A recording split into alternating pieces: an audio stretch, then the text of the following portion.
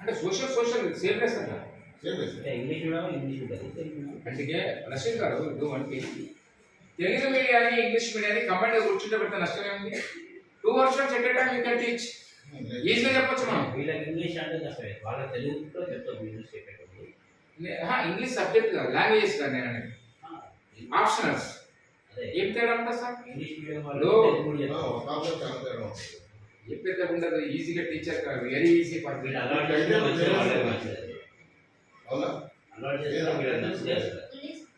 మీకు 2 versions book రాలేదు.